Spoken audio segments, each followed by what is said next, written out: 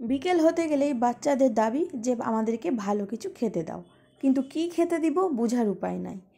তো তার জন্য আজ আমি বানিয়েছি এরকম মিনি বার্গার।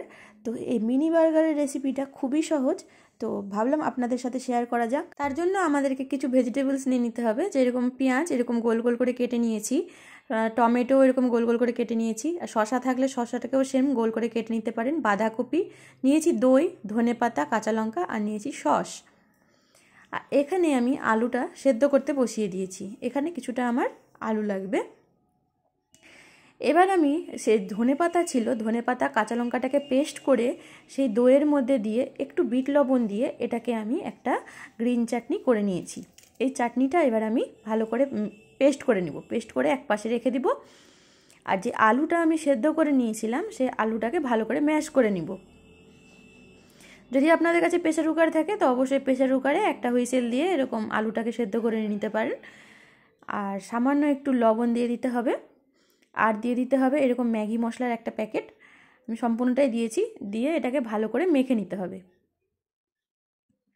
বাঁধাকপিটার আমি মাথাটা নিয়েছি গোল করে, আমি কিন্তু বাঁধাকপি কুচি নিইনি, এটা আমি গোল গোল করে বাঁধাকপির পাতাটা এক সাইড দিয়ে কেটে নিয়েছি।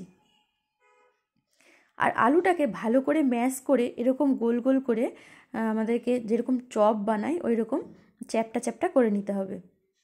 ব্যাস আলু দেওয়ার তেমন কিছু না, শুধুমাত্র লবণ আর একটা হচ্ছে ম্যাগি মশলা দিয়ে এরকম চ্যাপটা করে নিতে হবে। এটা ভিতরের যে আলু টিক্কিটা থাকে সেই আলু টিক্কিটা আমি বানিয়ে নিচ্ছি।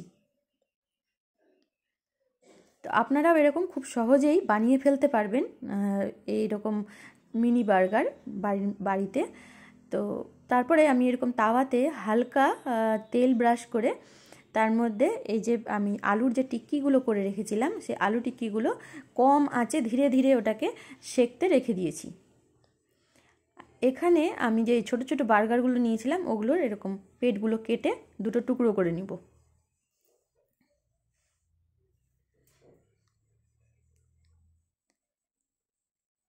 এইভাবে টুকরো করে নিয়ে আমি যে এই আলু টিক্কিগুলো করছিলাম আলু টিক্কিগুলো এরকম এক সাইডে আমি রেখে যে ব্রেডের টুকরোগুলো আমি করলাম সেটাকেও এরকম অল্প তেল দিয়ে লাগিয়ে লাগিয়ে আমি সেঁকে নিব। এটা ইচ্ছা করলে ছাঁকা তেলেও আপনারা ডিপ ফ্রাই করতে পারেন, কিন্তু যেহেতু আমি এখানে বেশি তেল ইউজ করব না, হালকা হালকা করে সেঁকে সেঁকে এইভাবে তেল দিয়ে আমি ব্রেডগুলোকে ভেজে নিব। আর এদিকে কম আঁচে আমার আলু টিক্কিগুলো ভাজা হয়ে গেছে, ওদিকে আমি তাওয়ার মধ্যে এক পাশে রেখে দিব আর ব্রেডগুলোকে সেঁকে নামিয়ে নিব। এবার হচ্ছে শুধু সাজানোর পালা। আমার এরকম টিক্কিগুলো হয়ে গেলে নামিয়ে আমি ব্রেডগুলোকেও এবার সুন্দর করে সাজিয়ে নিব। এটা সাজানোটা ছোট বাচ্চারাও পারবে, খুবই সহজ। এরকম এক পাশে যে আমি দইয়ের চাটনিটা বানিয়ে রেখেছিলাম সেই দইয়ের চাটনি, আর এক পাশে দিয়ে দিতে হবে সস। আপনাদের কাছে যদি দইয়ের চাটনি না থাকে তাহলে আপনারা মেয়োনিজের মধ্যে এরকম গ্রিন চাটনি দিয়ে আপনারা মেয়োনিজটাও ব্যবহার করতে পারেন, সেটাও সুন্দর লাগে খেতে।